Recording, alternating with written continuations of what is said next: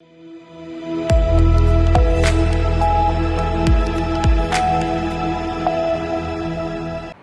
के बाद आपका स्वागत है सी न्यूज भारत में। लखनऊ में स्वामी प्रसाद मौर्य ने प्रेस वार्ता कर डबल इंजन सरकार पर बड़ा हमला बोला। उन्होंने कहा कि संविधान और आरक्षण व्यवस्था के साथ लगातार छेड़छाड़ हो रही है। निजी हाथों में स्कूल और अस्पताल बेचे जा रहे हैं। न्यायपालिका में आरक्षण शून्य है, जिससे न्याय में भी भेदभाव झलकता है। युवाओं को बेरोजगारी भत्ता, मानदेय पर काम करने वालों को वेतनमान और छुट्टा पशुओं पर प्रतिबंध की मांग की है। साथ ही उन्होंने ईवीएम हटाकर बैलेट पेपर से चुनाव कराने की मांग उठाई और 15 तारीख से शुरू होने वाले भ्रमण रथ यात्रा की घोषणा भी की है। डबल इंजन भाजपा की सरकार में जिस तरीके से पूरा देश और प्रदेश अराजकता की भेंट चढ़ चुका है, कानून व्यवस्था ध्वस्त हो चुकी है, प्रदेश जंगलराज का पर्याय बन गया है, संविधान प्रदत्त व्यवस्था के साथ छेड़छाड़ हो रहा है। उसको देखते हुए अपनी जनता पार्टी ने उत्तर प्रदेश की जो ज्वलंत समस्याएं हैं, विशेष रूप से संविधान प्रदत्त आरक्षण का 100% क्रियान्वयन किया जाना,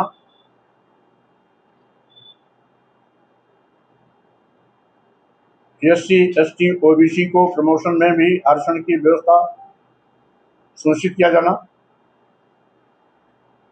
इसके साथ ही साथ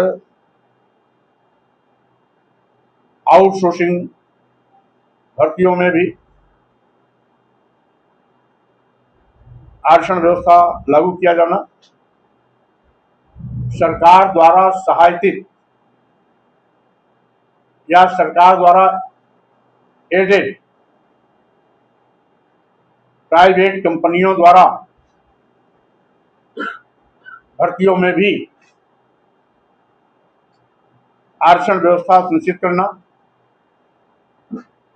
साथ ही साथ आंगनबाड़ी कार्यकर्ती, सहायिका, शिक्षा मित्र, अनुदेशक के साथ साथ जितने भी प्रकार के मानदेय पे काम करने वाले कर्मी हैं, रोजगार सेवक, कंप्यूटर ऑपरेटर, आंगनबाड़ी सहायिका आदि सभी को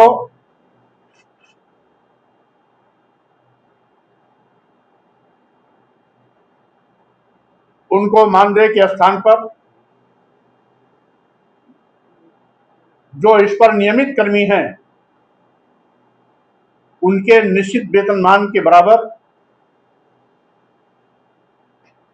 मानदेय दिया जाना चाहिए। और साथ ही साथ आज न्यायिक सेवा में यह आरक्षण व्यवस्था शून्य है।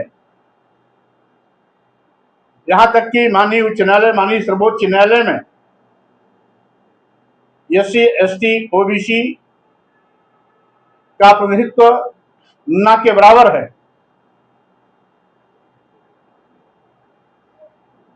वहां पर भी कोलेजियम के माध्यम से मनमानी भर्तियां की जाती हैं। एक वर्ग विशेष के लोगों को 70, 80, 85% पर बैठाया जाता है, जिसके नाते न्यायपालिका से भी न्याय देने में भेदभाव किया जाता है। निर्वाचन आयोग देश की सर्वोच्च संवैधानिक संस्था है, इस पर सभी को विश्वास है, लेकिन वो विश्वास अविश्वास में बदलता जा रहा है। इसलिए निर्वाचन आयोग से भी मेरी मांग है कि ईवीएम हटाओ, बैलेट पेपर लाओ, यानी बैलेट पेपर सिस्टम से वोटिंग कराने की मांग भी हमारे इस यात्रा में प्रमुख मांग के रूप में शामिल है। इसी के तहत आज जो पूरे प्रदेश में जाति के आधार पर दलितों, आदिवासियों, पिछड़ों पर एक वर्ग विशेष के लोगों के द्वारा बड़े पैमाने पर जुर्म जाति अत्याचार किया जा रहा है। SC, ST, OBC, माइनॉरिटीज के लोगों पर झूठी FIR हो रही हैं। आए गए दिन नौजवानों की हत्याएं हो रही हैं। बहन बेटियां बलात्कार, दुराचार की शिकार बनाई जा रही हैं। सरकार से मेरी मांग है कि इस पर तत्काल प्रभावी कार्रवाई किया जाए और कानूनी कार्रवाई करने में जाति और धर्म आड़े नहीं आना चाहिए। निष्पक्ष होकर के कानून का क्रियान्वयन किया जाना चाहिए। साथ ही साथ सरकारी अस्पतालों में गरीबों को निःशुल्क चिकित्सा व्यवस्था दिया जाना चाहिए। और साथ ही साथ आज एक फैशन चल गया है आए गए दिन महापुरुषों की मूर्तियों को तोड़ने का। भारतीय जनता पार्टी में जिस तरीके से धार्मिक उन्माद पैदा कर अगर अराजक मानसिकता के लोगों को बढ़ावा दिया जा रहा है, धर्म के नाम पर गुंडे, माफिया, अपराधियों की फौज तैयार की जा रही है, अराजक तत्वों को बढ़ावा दिया जा रहा है, कानून तोड़ने की छूट दी जा रही है, यह न समाज हित में है, न राष्ट्र हित में है, न उत्तर प्रदेश के हित में है, न देश के हित में है। इसलिए सरकार से मेरी मांग है कि कानून सबके लिए बराबर है, इसलिए कानून के कार्यान्वयन में जाति और धर्म के आधार पर किसी प्रकार का भेदभाव नहीं होना चाहिए। इन सभी मांगों को लेकर के आज अपनी जनता पार्टी पूरे प्रदेश में जो भ्रमण, संविधान सम्मान और जनहित ओंकार यात्रा के माध्यम से प्रदेश भ्रमण पर निकली है, उसके 6वें चरण का शुभारंभ हो रहा है। और इस यात्रा के पूरे होने के बाद 7वां चरण मेरा बुंदेलखंड का होगा, जिसकी सूचना बुंदेलखंड का कार्यक्रम बनने के बाद मैं आप लोगों को सार्वजनिक रूप से सूचित भी करूंगा। इस यात्रा का मकसद है हम प्रदेश के सभी जिले, सभी विधानसभाओं में जाकर के आज जो उत्तर प्रदेश जल रहा है, गुंडा राज, जंगल राज का शिकार बन गया है, अराजकता फैली हुई है, यहां तक कि सरकार के तमाम मंत्री भी आए गए दिन अधिकारियों के मनमानेपन और सरकार की अराजकता की शिकार होने के कारण अपनी वेदना सार्वजनिक करते रहते हैं। एक नहीं आधे दर्जन मंत्री अब तक इस प्रकार की बातें कर चुके हैं। इसलिए समय रहते सरकार को चाहिए कि अधिकारियों के मनमाने और अराजक रवैये पर तत्काल रोक लगाए। अगर सरकार का मंत्री रोना रोएगा, सरकार पक्ष के विधायक और सांसद काम न होने का रोना रोएंगे, अधिकारियों द्वारा बेइज्जत किए जाने का रोना रोएंगे, तो आम जनता का क्या पुरसा हाल होगा, इसका अंदाजा लगाया जा सकता है। इसीलिए इन मांगों के साथ मेरी 6वें चरण की यात्रा का शुभारंभ 15 सितंबर से होने जा रहा है। माननीय उच्च न्यायालय, सर्वोच्च न्यायालय तथा अन्य न्यायपालिकाओं में, न्यायाधिकरण में न्यायिक सेवा आयोग का गठन कर उसके माध्यम से इसमें भी आरक्षण की व्यवस्था सुनिश्चित कराना, बेरोजगार नौजवानों को जब तक नौकरी नहीं मिलती है तब तक उनको बेरोजगारी भत्ता दिया जाना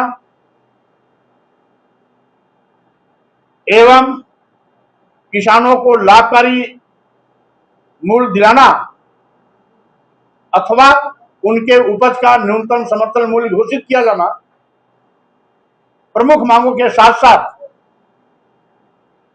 उत्तर प्रदेश में जो छुट्टा जानवरों का बड़ा पैमाने पर कहर है, आए गए दिन बड़े लोगों की दुर्घटनाओं में मौतें भी होती हैं। हमारे स्कूली पढ़ने वाले बच्चे, छात्र छात्राएं एवं अन्य सभी नौजवान बूढ़े सभी सम्मिलित हैं जो इन दुर्घटनाओं में मौत के शिकार होते हैं। इन पर पूर्णतः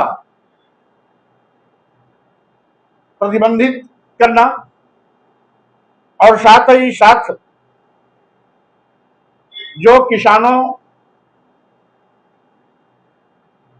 को कृषि कार्य हेतु आवश्यक वस्तुएं हैं, बीज, खाद, कृषि संयंत्र, कृषि यंत्र आज सभी पर बड़े पैमाने पर छूट दिया जाना और साथ ही साथ आज सरकार का एक फैशन बन गया है सरकारी क्षेत्रों उपक्रमों को प्राइवेट हाथों में देने का। इस पे तत्काल रोक लगाना, जैसे कि उत्तर प्रदेश में अभी 27,764 स्कूल इसी क्रम में बंद किए जा रहे थे, जिससे कि उसको निजी हाथों में बेचा जा सके। पहले ही देश में सभी बंदरगाह, एयरपोर्ट, एयर इंडिया, अधिकतम रेलवे स्टेशन, कई दर्जन ट्रेनें, LIC जैसी संस्थाएं निजी हाथों में दे दी गई हैं। यहां तक कि गुजरात में तो primary school, primary health centre, सामुदायिक स्वास्थ्य केंद्र आज भी निजी हाथों में दे दी गई हैं। उत्तर प्रदेश में भी इसी प्रकार की तैयारियां चल रही हैं। इस पर पूर्णतः विराम लगाना, रोक लगाना, क्योंकि सरकारी संस्थाएं एक एक करके अगर निजी हाथों में चली जाएंगी तो प्रदेश और देश के नौजवानों को सरकारी नौकरियां का अकाल तो पहले ही पड़ा हुआ है, बिल्कुल सरकारी नौकरियां शून्य हो जाएंगी। इसलिए निजी हाथों में दिए जाने का अपनी जनता पार्टी न केवल कड़ा विरोध करती है, बस अपने मांग में शामिल कर आज पूरे प्रदेश में जो संविधान सम्मान जनहित ओंकार यात्रा सामाजिक परिवर्तन के महानायक मानवर काशीराम जी के जन्मदिन 15 मार्च 2025 को प्रारंभ किया गया था, उसके 6वें चरण की यात्रा का शुभारंभ फिर से, क्योंकि बरसात में वो कार्यक्रम रोक दिया गया था। बरसात खत्म होने के बाद अब 6वें चरण की यात्रा इसी 15 सितंबर से प्रारंभ किया जा रहा है। 15 सितंबर से यात्रा प्रारंभ होगी और 21 सितंबर को 6वें चरण की यात्रा आजमगढ़ में समाप्त होगी। इस तरीके से इस 6वें चरण में वाराणसी मंडल और आजमगढ़ मंडल की सभी जनपदों में अपना जनता पार्टी का भ्रमण रथ यात्रा चलेगा, जिसमें 15 सितंबर को शुरुआत जौनपुर से होगी, 16 वाराणसी, 17 चंदौली, 18 गाजीपुर, 19 मऊ, 20 बलिया और 21 आजमगढ़ में इस तरीके से 6वें चरण यात्रा का कार्यक्रम सुनिश्चित किया गया है। और साथ ही साथ इस यात्रा का मकसद यह भी है कि उपरोक्त मार्गों के अतिरिक्त आज जिस तरीके से निर्वाचन आयोग पर सवाल, और जैसा कि मैंने पहले भी उल्लेख किया कि जब भारतीय जनता पार्टी सरकार के आधा दर्जन मंत्री सरकारियों के मनमानेपन का शिकार होने के बाद अपनी पीड़ा साबित कर रहे हैं, कहीं पर ABVP के छात्रों पर लाठीचार्ज हो रहा है, कहीं गाजीपुर के थाने में भारतीय जनता पार्टी के पदाधिकारी की मौत हो रही है, तो स्वाभाविक रूप से सरकार पर लगाया गया मेरा आरोप कि सरकार अर्थता की शिकार हो गई है, अपने आप उसकी पुष्टि होती है। बहुत ही दुर्भाग्यपूर्ण है। लखनऊ से सी न्यूज संवाददाता प्रियांशु पांडे की रिपोर्ट। फिलहाल के लिए इस खास रिपोर्ट में बस इतना ही। देश दुनिया की तमाम बड़ी खबरों को जानने के लिए जुड़े रहिए सी न्यूज़ भारत के साथ। हर खबर आपके साथ, आपके हाथ।